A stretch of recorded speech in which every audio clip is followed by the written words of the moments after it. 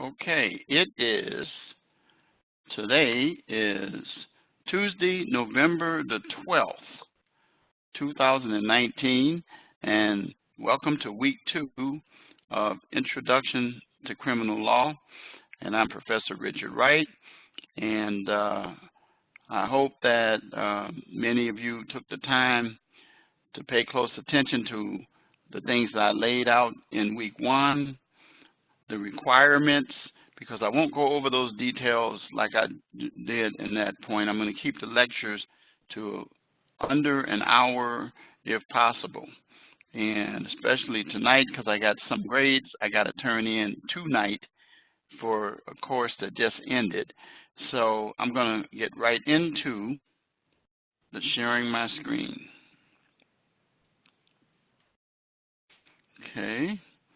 And thank you again for showing up.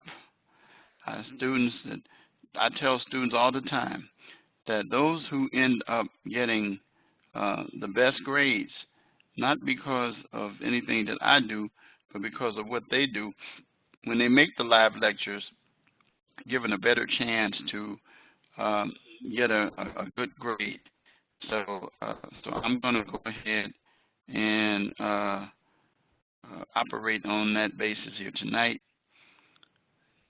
So let's start with the fact that the rubrics, as I said, are located in each weekly assignment, and then our live lectures take place now every Tuesday night, and beginning with the 12th, which is tonight, and run 8:30 to 9:30 at the latest, and weeks 2, 3, 4, and 5, all the way to 6. And then this is the link for the lecture from last week, for those of you who didn't check your emails. So now let's get right into the announcement. I think, let's see, I'd have to send you the PowerPoints for chapters 3, 4, and 12 after this. I don't think I sent them.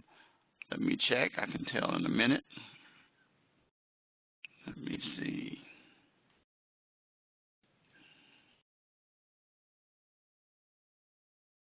I did not. Nope, I will send them at the end of today's session. So, all right, so let's go back and let's check out the announcement for the week.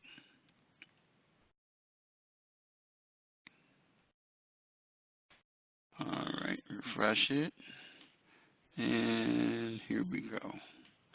So, excuse me, we're going to deal with crimes against property this week. Crimes against property. And chapters 3, 4, and 12 of the textbook you should be reading. And again, I will send you the corresponding PowerPoints, which will help you outline that chapter. And then deal with the activities. What are crimes against property? We're going to talk about them. Larceny, or robbery, or burglary, misappropriation, trespassing, and vandalism. And then I'm going to give you just an understanding of how the key terms for practice operate, which I said last week. And then the quiz. This is a practice quiz. Remember that your first quiz will be coming up at the end of next week, which is kind of like a midterm. Then your discussion assignment, robbery, burglary, and theft. And I'm going to talk about this because your discussion forum this week involves this issue, and I'm going to be discussing that, so that'll give you a head and up in terms of what really is going on with that scenario with Debbie. And then your initial post is due tonight by 11:59 p.m. Central Standard, and your reply post is due Saturday by 11:59 p.m. Central Standard Time. Finally, the written assignment, the identity theft problem, that is due also this Sunday. And you know about my motto, adversity is the springboard to success. All right, so let's go over to the course calendar real quick, which I do every week. And you will see the little darkened area, which is where we are here. It gives your assignments for the week. As I shared with you, you can click on these and open it up, and it tells you more details, just like what I gave you. So your initial post tonight, and then your reply post Saturday, and then your written assignment Sunday. And then you have 2 check marks. One of the check marks, which I believe is this one, is for the key phrase that I'll give you that's due for tonight. All right. Now, I already said this, that those of you who didn't give me the key phrase for the lecture that I did Saturday, since I was in the process of moving, and right now I'm operating with boxes around me. It's not as many because my wife works on getting that done. But I am working on my office. I'm working in the kitchen right now, but I will be working from my office soon, and which is in this house. And I'll have that as a background that you'll see regularly. So now notice where we are.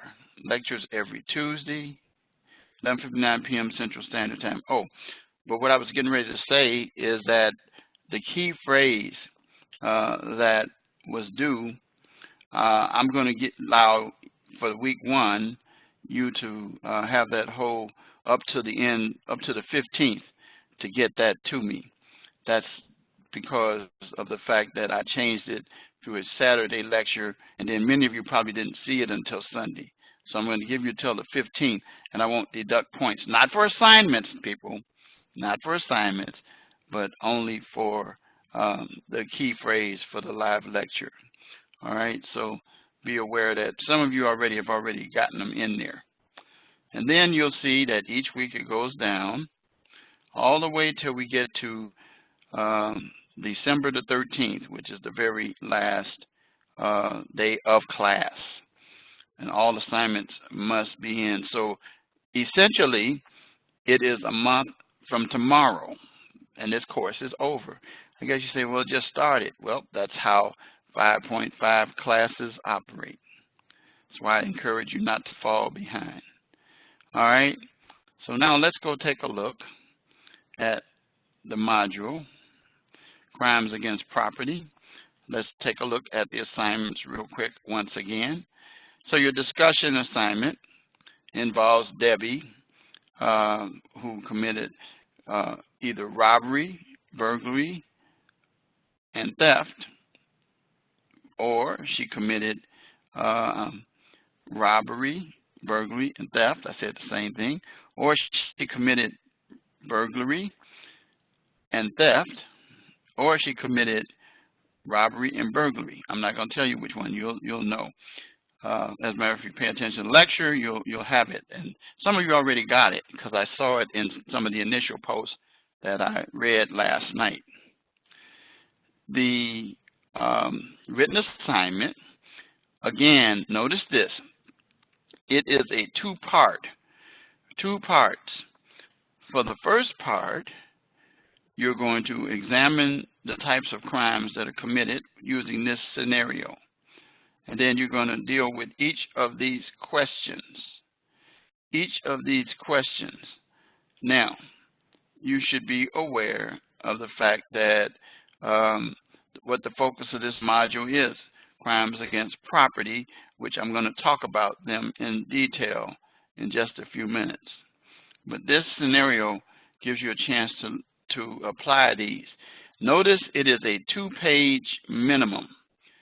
That does not count the reference page, nor does it count the cover page, which you must have. And you're going to answer each of these questions. Then you're going to create your flyer originally. Don't go copying a flyer. There is a template here that you can utilize, and I recommend using that so that you can have a nice flyer. And you're going to deal with these issues right here, 1, 2, and 3.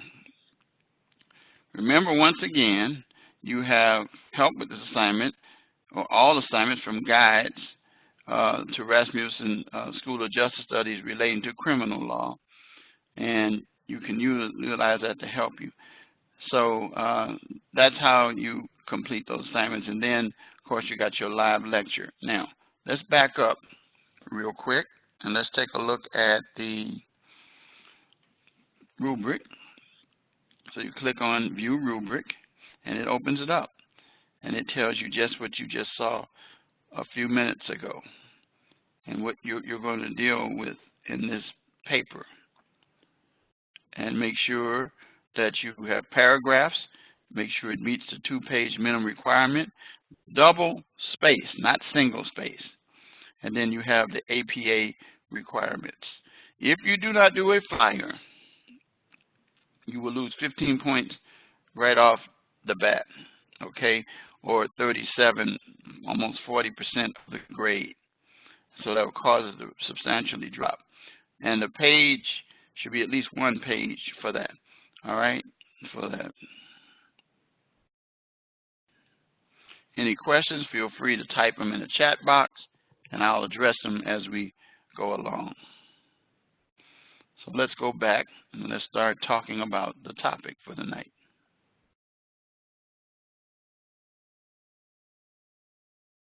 Let's go back to lessons. So we click on lesson content, and we're going to talk about crimes against property. And I already told you the sections to read in this chapter. And notice in chapter 4, it tells you a breakdown of what sections in chapter 4 and what section in chapter 12, because there's other sections in there too. So we're going to deal with this section, this section, this section, this section, and this section in terms of the lecture. So let's start out by talking about crimes against property. Now, you should be aware of the fact that crimes against property are not as serious as crimes against persons, which we will discuss in week 3. The reason being is because we value life over property. That's the way it's supposed to be. And so the criminal justice system, in terms of penalties, recognizes that. And so you will discover that crimes against property. Now, when you involve yourself in a crime against property that involves possibly endangering an individual, then you get to the more severe, because you're heading towards crime against the person. And we'll talk about some of those tonight, and we will in just a few minutes. So let's talk about what are crimes against property. What are some of the things? And the key thing about crimes against property is generally the rule is that it should not, and I said generally, should not relate in injury to people, except when we get to the robbery issue, and we'll talk about that in a few minutes.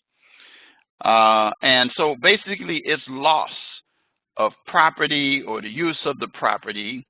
And so it is important that you understand, once again, that in these property crimes, the more that you get closer to dealing with a person, the more severe the offense will be. All right. Our theory is that for most property crimes, people have some form of protection in the form of insurance that will be able to replace that property to the fair market value, or replace it in full, one or the other. And then, of course, if money is stolen, then, of course, you could always get more money. And I understand the fact that you worked for it, but the point of the matter is that the key thing is that it's not murder. It's not physical assault on a person. Again, just hold your horses. I know what some of you are thinking. Property crimes affect us in the economical sense, such as people don't realize retail theft costs us as consumers to pay more money for things. Prices end up going up. If there are insurance claims on a higher level, then what happens is the individuals who have insurance with a particular company or in a particular region will find themselves spending more money, because you should be aware that insurance takes care of damages, but you also end up paying, either you or the people around you who pay premiums to the company. Okay, so let's start by talking about larceny. Now, you don't really see the term larceny too much these days, because it's been pretty much replaced in the statutes and the codes with the word theft. And it's really, but it's basically the taking away of property with the intention to permanently deprive that individual of the use of that property. So is stealing a crime of larceny? Yeah. So is actual theft, which is basically the same kind of thing. Did you not know that switching the tag in a store to a lower price to get you a deal is theft?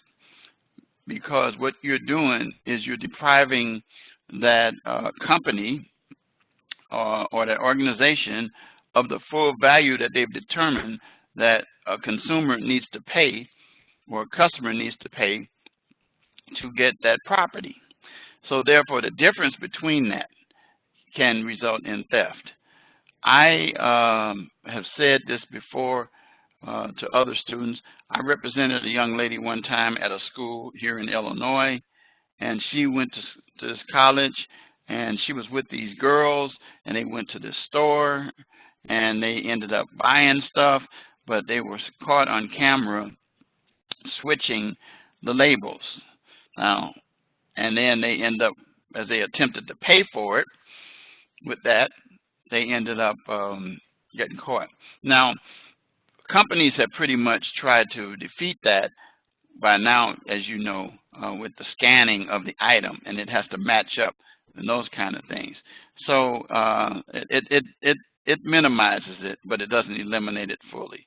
So that I gave you the definition of larceny. So now let's talk about larceny equals theft. Let's talk about, for a minute, burglary.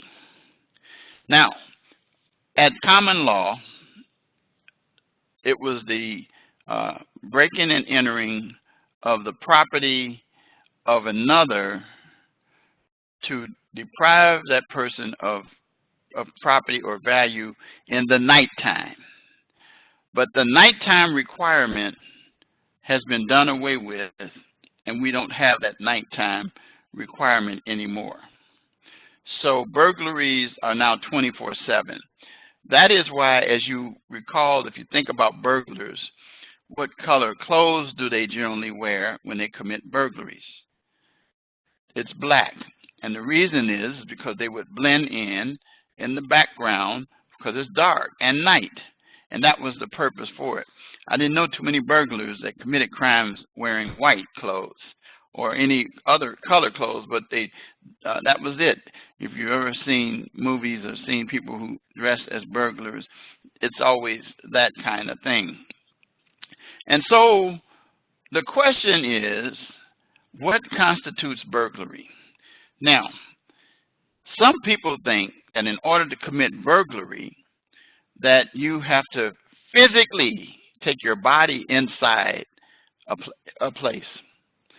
But let me give you an example. If a window is left open and you have something near that window and a person reach in, either with their arm, their hand, or with a stick, or with some kind of thing that only goes in and they're outside, they have broken the plane of the property by committing the crime of burglary, and it doesn't require them to go in. Some of you got caught in that already, thinking that burglary requires entry totally into the place, but nope, it does not. And you don't have to, if the window is left open even, that You broke the plane because now you have reached through into an area. Now, that might be negligence on the part of some people, but it still constitutes the violation of the law for burglary. So everybody should have that now. That should clear up some things with many people. Now let's talk about robbery. Robbery requires taking an intention to take the property of an individual permanently, to deprive them with threat or force, using threat or force from the person. From the person. Now, you see this cell phone here? If I sit this cell phone down and somebody comes and takes it, well, even then, they could be found guilty of theft. But let's say I have it in my hand or in my pocket. Well, if I have it in my pocket and I don't know that they took it, like a pickpocket, that's not going to be robbery. That's going to be theft, because there's no intimidation, there's no fear that comes about that person has. So therefore, if I'm holding this phone and you snatch it out of my hand, then you have committed a form of robbery, maybe strong arm robbery, to be exact. And so you find yourself in a situation, and we're going to talk about that in just a minute as we come down here talking about these different topics. So let's start out, let's go to talk about these, because we have them all broken down in more detail. So larceny, I already told you, is basically taking a personal property of another with intent to permanently deprive that person. That's it. Today, as I said, it is generally called theft. Now, the value of the property depends on whether or not it's a felony or misdemeanor.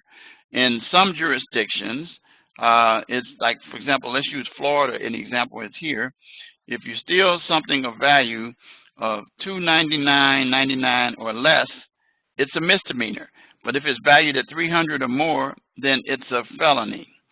So it depends on the actual crime. And some use the term grand theft. What that really is tipping you off, that they're stealing something that is of value. And so all across the statutes of the United States, you'll find that these property usually use the word theft as opposed to larceny. Then there is the, it talks about tangible objects often stolen is the automobile, one of the big ones. And so then we get into what we call vehicle theft, because you're stealing a car. Joyriding is when someone takes your car, but takes it out and intends on not keeping it permanently, but using it for their own use. And you'll see that if you click on these things. I'm not going to click on them so you can see them, but I'll just show you. If you open this up, you'll be able to see it more. I'm not going to spend a lot of time dealing with that. Joyriding is, as I said, it's the same as taking away the vehicle of the owner. However, it occurs when the offender takes the vehicle without consent, but there isn't an intent to deprive. So you take it permanently. A lot of young people commit that crime of joyriding, okay?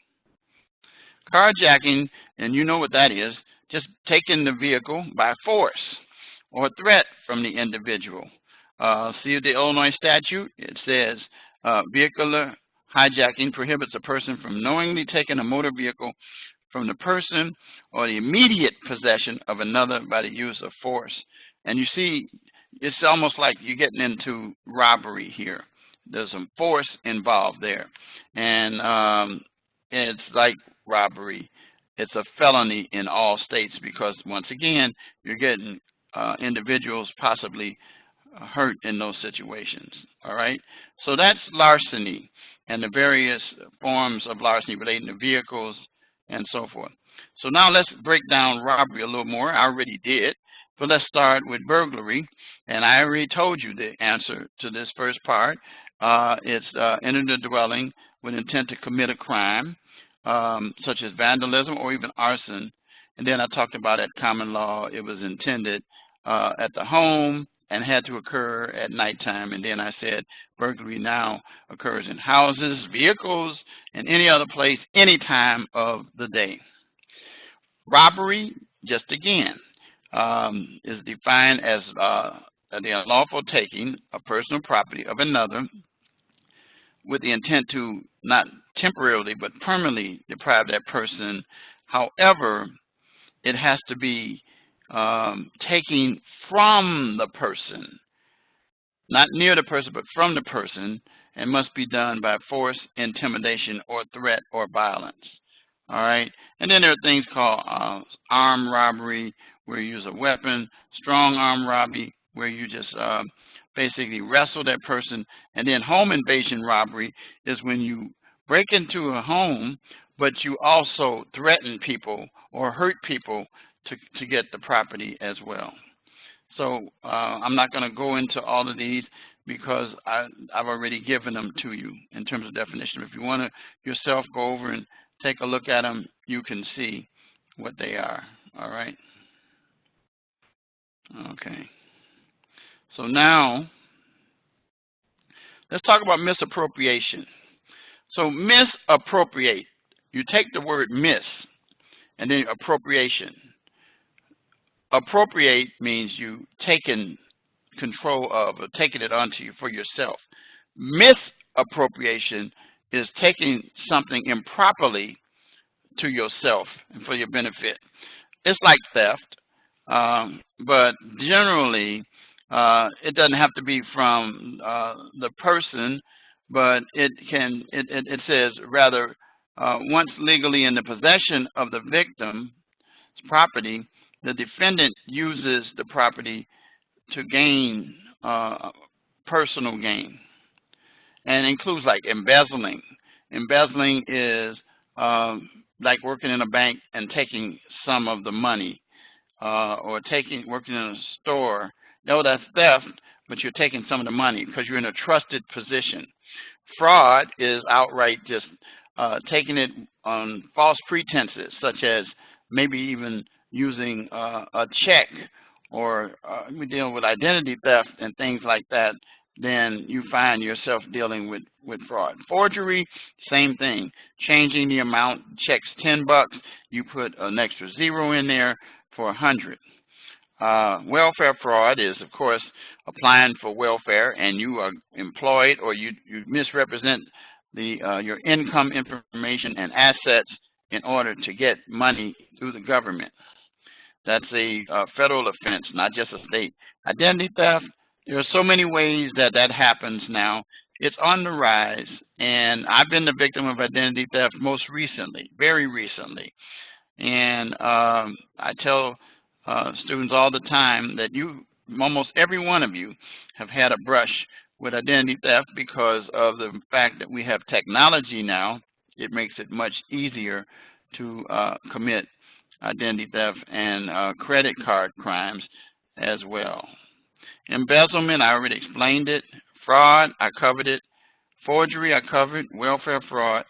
Identity theft, again, there's a myriad of ways that this happens, and be aware of the fact that it is on the rise, and the government, that is the Federal Trade Commission, has you to watch out for little things and schemes, and you have to watch out for things like, for example, there was someone who tried to get me involved in what they call a secret shopper, but they were really trying to get into my bank account. They wanted me to give them some information and to get their cards and use them.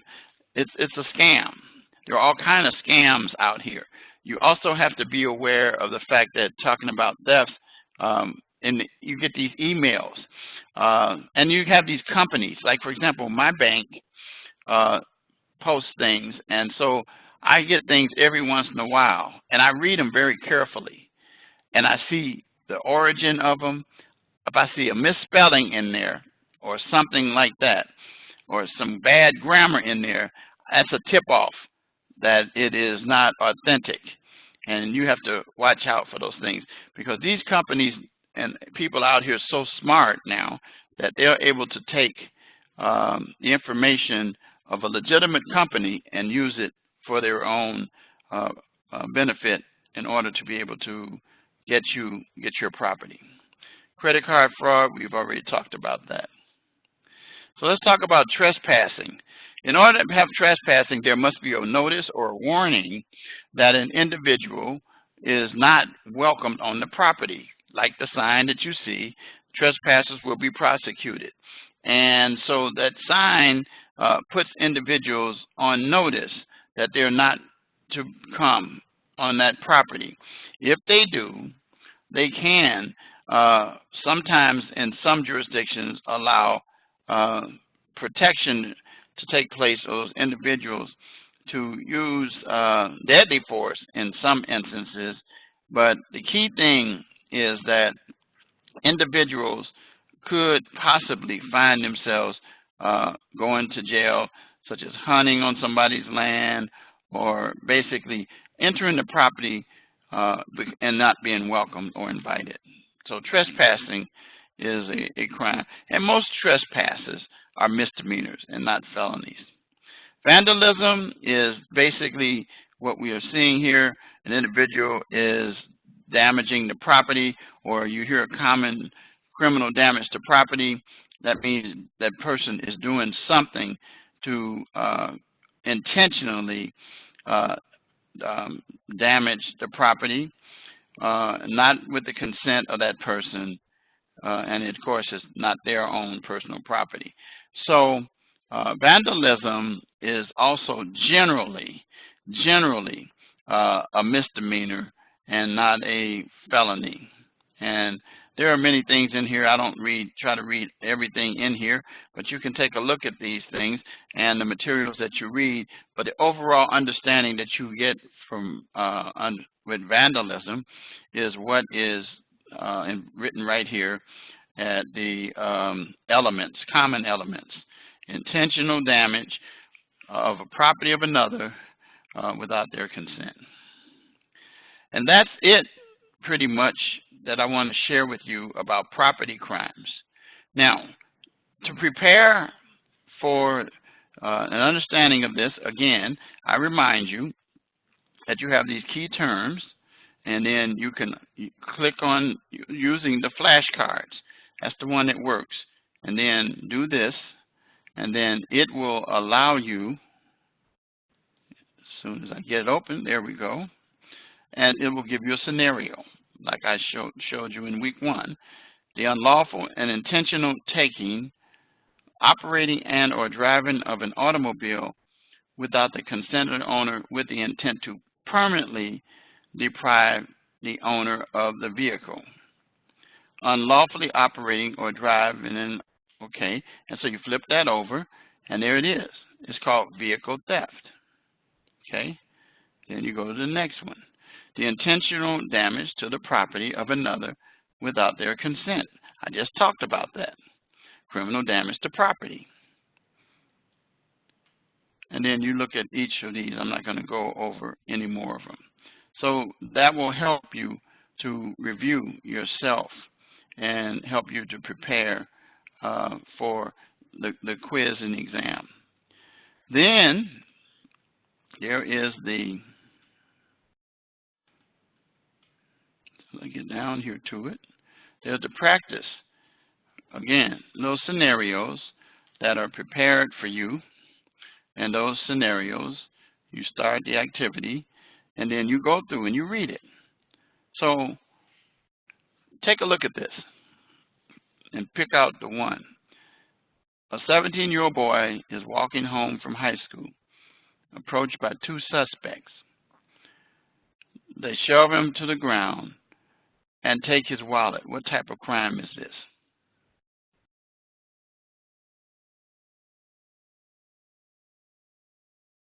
Which one? Is it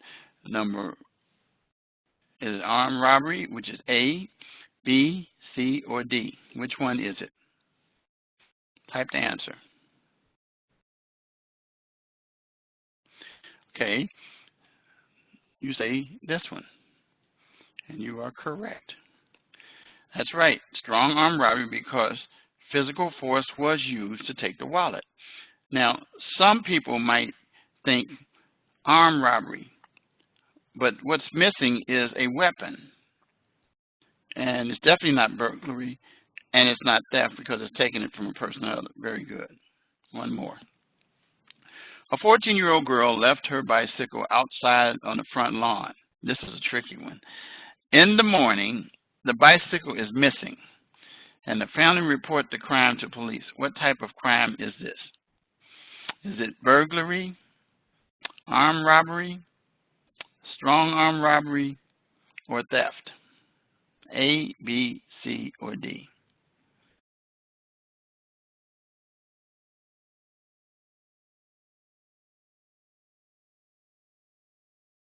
Which one?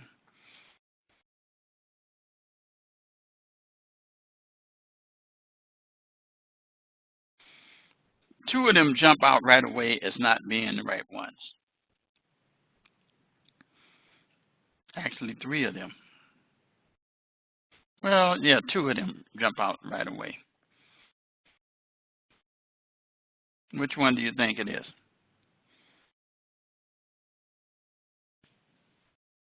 Theft. Okay, let's see if you're right.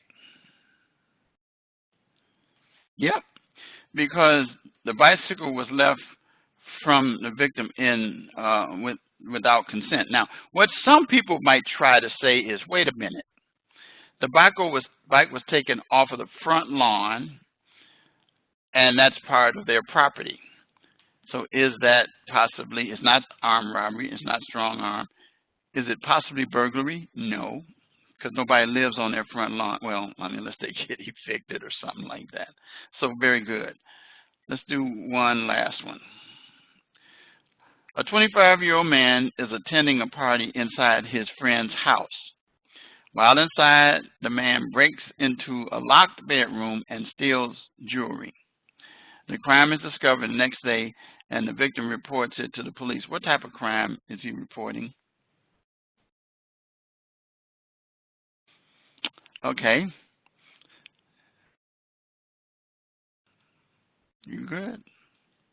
That is right, because the man didn't have permission to that part. Even though he was invited, it wasn't armed robbery, obviously. Could have been theft, but which one fits the elements of all? It's not strong, so it's burglary. And so those are things that can help you to get yourself prepared for the exam. And then the final thing is the quiz. And again, invaluable, invaluable, invaluable. I can't say that anymore. You start the activity and you look at these, and this is how they look when you take the quiz, when you take your midterm and your final, which, by the way, I'll repeat again. When your test is taken next week, after week 3, it's going to involve materials from week 1, week 2, and week 3. The unlawful entry into the dwelling of another without the consent, with the intent to commit a robbery, is known as what?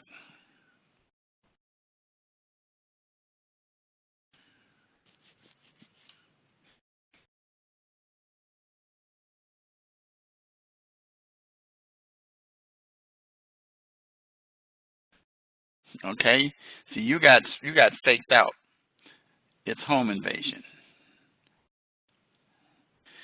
Home invasion, because what it says is that the unlawful entry of the dwelling of another without consent, with the intent to commit a robbery. You see robbery? You see that word robbery? That's telling you right there that people are present and they're going to be, there's an injury. If you use burglary, it could be empty. But a lot of people get messed up there. So be careful about that. They gave you a bone with that robbery, but that's an honest mistake. Theft doesn't fit, neither does trespassing. So it's either this one or this one. And if you think about it, then again, you say, okay, but what is home invasion? And home invasion fits perfectly what was done here. Last one. What crime is committed when someone points a weapon at a person while on a sidewalk and demands that person turn over personal property such as a wallet? Now there's two that people can jump out. Okay, you said armed robbery.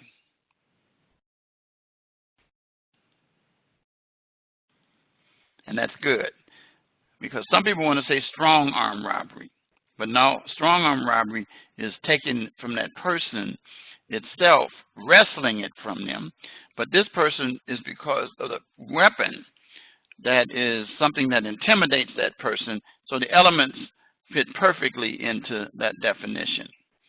And that's it for tonight. And so I want to leave you with this phrase: property crimes. That's it. You're welcome. You are welcome. Thank you. Glad, appreciate you coming out. But yes, you are welcome. And keep on doing it. And I read what you said earlier, and so I appreciate it. Thank you so much. So I'm going to say good night to you guys, and look forward to seeing you all next Tuesday at the same time for week number 3. And after that, we'll be halfway through, believe it or not. So I'm going to say good night. Have a great week.